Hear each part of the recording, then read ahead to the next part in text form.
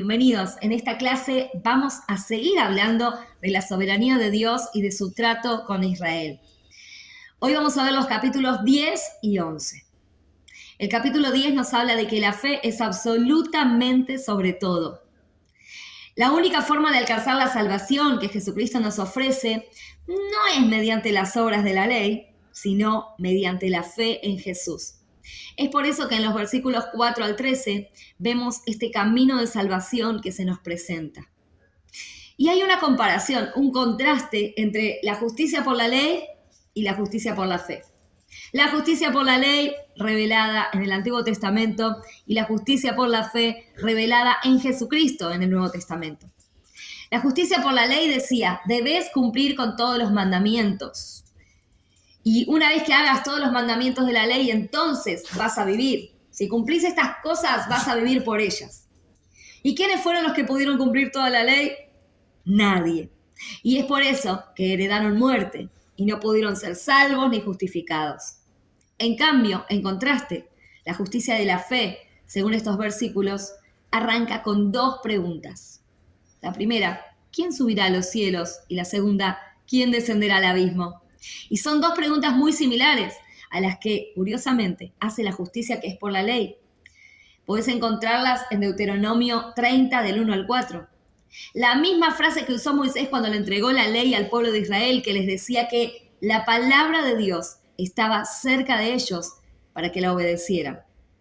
Aún así, no pudieron cumplirla. Ahora, cuando es introducida la justicia por la fe, hace las dos mismas preguntas y otra vez dice, esta es la palabra de fe que predicamos. Está cerca de ti. Ahora, esa palabra no es la ley, esa palabra es Jesucristo, al cual creemos mediante la fe. Y la palabra de fe que predicamos, dice, que está cerca, es la siguiente, que si confesás con tu boca que Jesús es el Señor, entonces tendrás la salvación. Y nadie puede subir al cielo, nadie puede salvarse por sí mismo. Eso nos está diciendo este pasaje. Pero si vos confesás que Él es el Señor, lo que estás haciendo es obtener tu salvación eterna, tu salvación celestial. Y a la segunda pregunta, ¿de quién descenderá al abismo? ¿Quién va a ir al abismo para resucitar? Nadie lo puede hacer. Pero si crees en tu corazón que Él murió y resucitó, entonces serás justificado. Qué impresionante, ¿no? Qué impresionante es esto. Nada podíamos hacer para salvarnos, ni subir al cielo, ni bajar al abismo, pero al creer en aquel que descendió del cielo y que después ascendió del abismo, después de la muerte, es que nosotros entonces tenemos esa justicia y esa salvación. Y esta es la manera en la que todo creyente será salvo, confesando con su boca y creyendo con su corazón. No podés confesar aquel en el que no creas en tu corazón.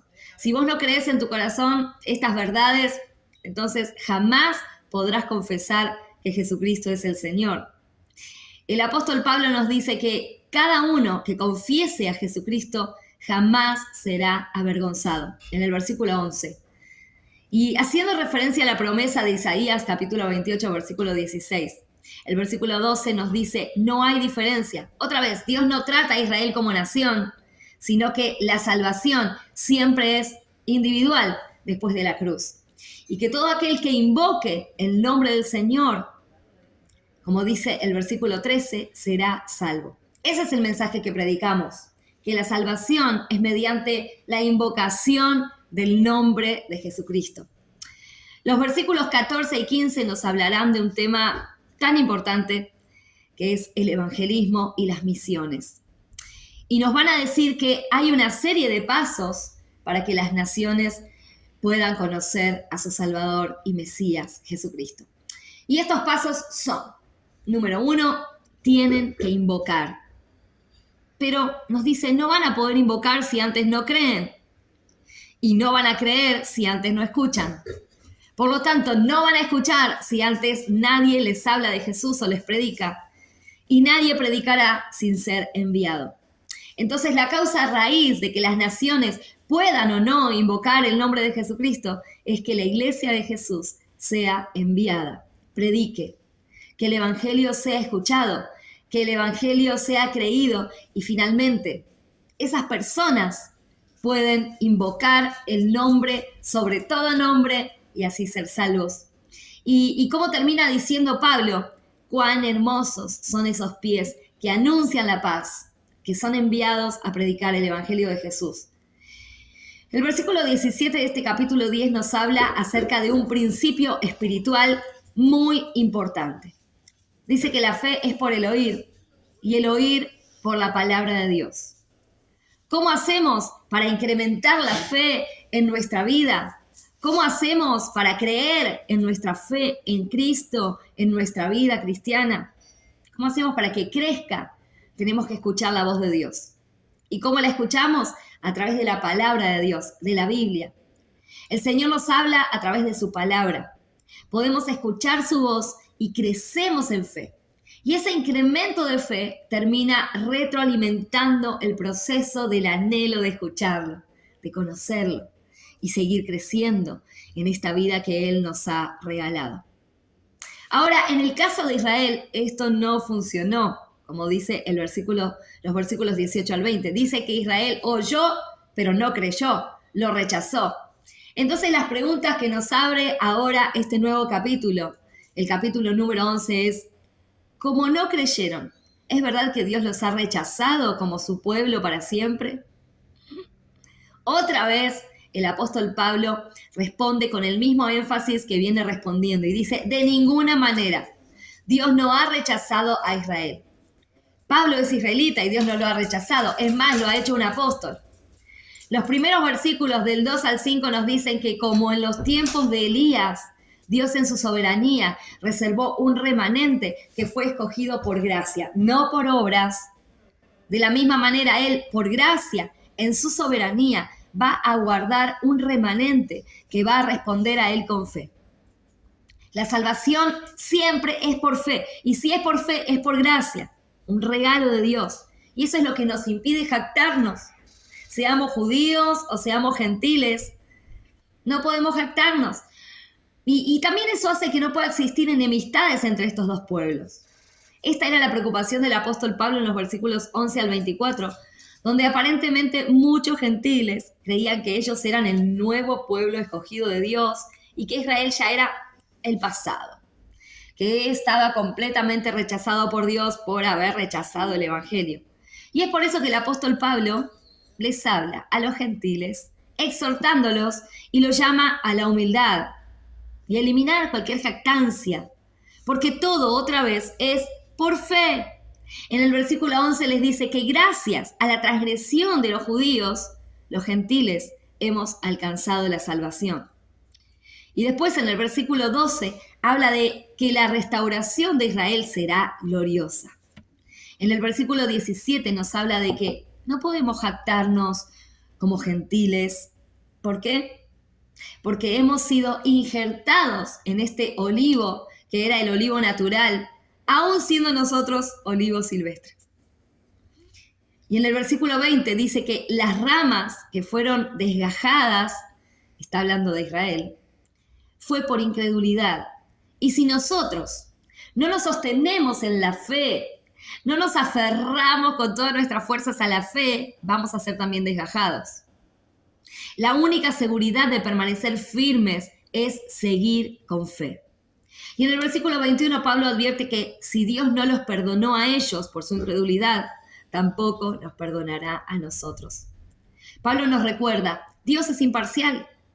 Recuerden la severidad de Dios para los que cayeron, pero también recuerden la bondad de Dios para los que fueron injertados. Por lo tanto, si los judíos no permanecen en incredulidad, dice Pablo, serán injertados nuevamente. Van a volver al olivo para la gloria de Dios. La última pregunta del apóstol Pablo en este capítulo 11 es, ¿será todo Israel salvo? En otras palabras, ¿cuál será la dimensión de la restauración de Israel? Y el apóstol Pablo nos lo va a mostrar en los versículos 25 al 32. Y dice que es parte de este misterio de Dios, de este plan de salvación de Dios, ideado desde antes de la fundación del mundo, porque Dios no es improvisado. pero que ahora ha sido revelado a nosotros. Ese plan era que Israel sería el canal por el cual todas las naciones de la tierra conocerían al Dios verdadero. Pero Israel falló, rechazó esta misión, no cumplió con este propósito de Dios, por lo cual Dios lo cegó para no destruirlos, para no borrar a esta nación de sobre la faz de la tierra, porque Dios así es de grande en misericordia.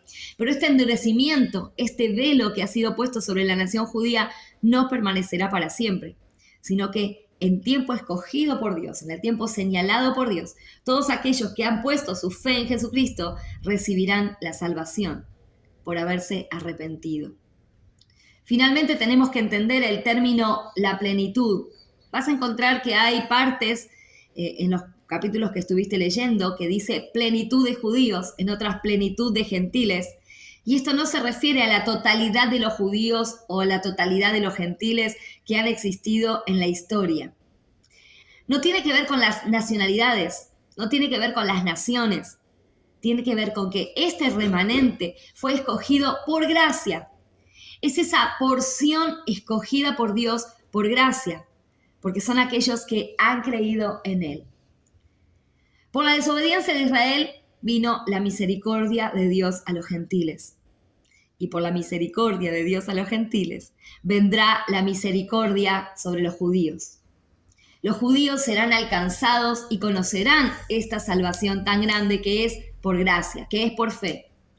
Y la bendición de los gentiles, ahora, en este tiempo, alcanzará a los judíos. El versículo 32 es clave. El apóstol Pablo culmina con esta exposición del trato de Dios con Israel y lo que dice es que el plan de Dios es que todos estemos bajo su juicio para que todos podamos ser alcanzados por su misericordia. Entonces, si el plan de Dios era alcanzarnos por gracia y no por obras, Dios lo que hizo fue poner una ley que era imposible de cumplir por nuestra naturaleza, esta naturaleza pecaminosa con la que vivimos, de manera que estando todos debajo de esa ley, todos podamos ser salvados, todos podamos ser alcanzados por esa misericordia. Cuando el apóstol Pablo entiende esto, que el juicio de Dios en realidad no vino para destruirnos, sino para darnos el camino, la dirección para ser salvos, para apuntar y correr a Cristo, termina exaltando el nombre del Señor en estos versículos 33 al 36. Y dice: oh profundidad de las riquezas, de la sabiduría y de la ciencia de Dios, cuán insondables son sus juicios e inescrutables sus caminos. Porque ¿quién entendió la mente del Señor? ¿O quién fue su consejero? ¿O quién le dio a él primero para que le fuese recompensado? Porque de él y por él y para él son todas las cosas. A él sea la gloria por los siglos de los siglos. Amén.